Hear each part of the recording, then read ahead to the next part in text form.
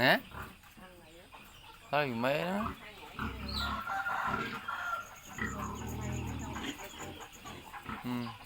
nó tên vô đâu nè tụi nó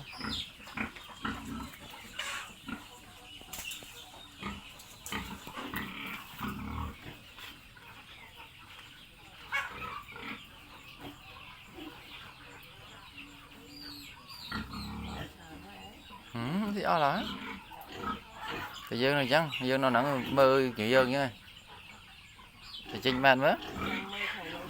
nắng á chơi hình ốm thì trình mát bằng si grip